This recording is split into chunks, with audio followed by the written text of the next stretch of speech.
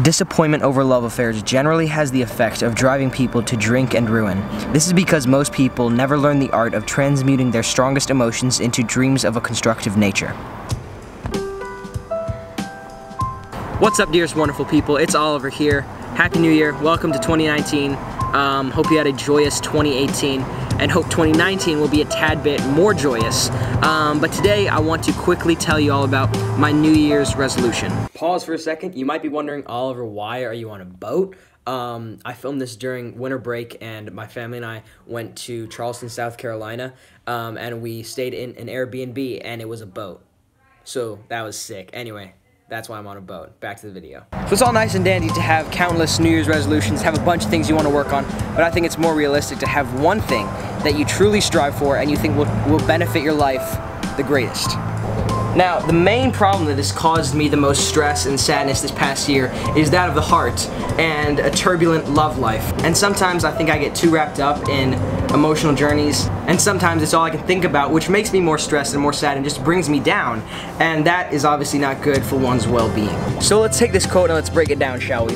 Disappointment over love affairs generally has the effect of driving people to drink and ruin.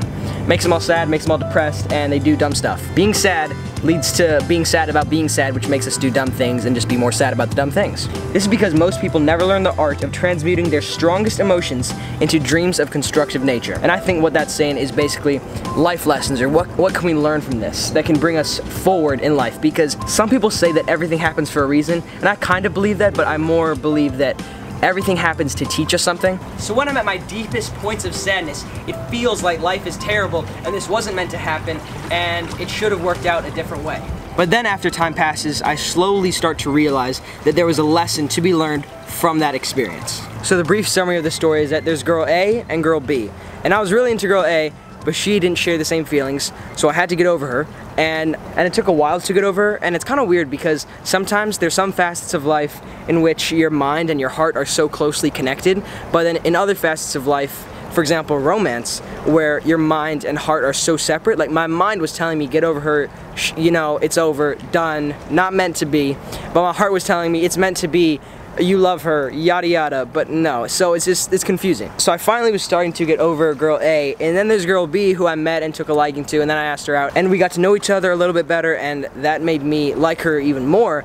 But then, in so doing, in the getting to know each other, she realized that she wasn't over someone else.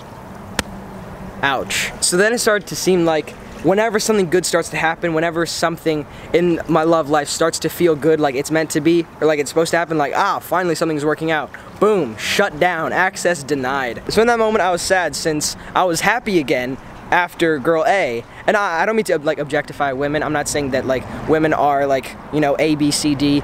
They're not like things you order. They're lovely, beautiful human beings. Just, I don't want to say their name, obviously, for the sake of the video. I completely, like, fully respect and appreciate and love the artistry that is the female species. So it's sad, right? And I am a very emotional person. That's what I've realized this school year so far, is that I'm a very emotional person and sometimes kind of sensitive. And that can be beneficial at times because it means that, like, I care a lot about a relationship, but sometimes I care too much that when something doesn't work out, I'm defeated and it brings me down quite a bit. So I was sad, and that was a strong emotion, but I hadn't yet transmuted that strong emotion into dreams of a constructive nature. So what's my point? What lesson did I learn out of this experience?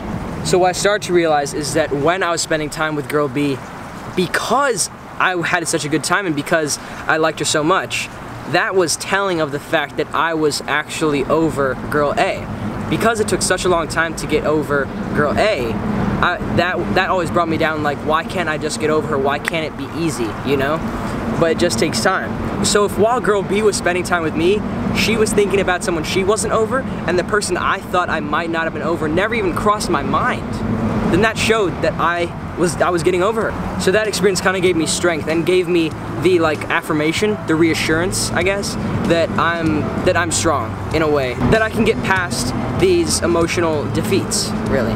Now, what does this have to do with my New Year's resolution? So, there are a lot of things that I would like to do. I would love to skate every day, upload every week. There are a lot of things that I would want to do, but I don't want to dream unrealistically. I want to set myself a goal that's realistic and that can have the most benefit. Quadrants, right? Beneficial, not beneficial. Realistic, not realistic. So this fits into the perfect quadrant of being realistic and beneficial to my well-being.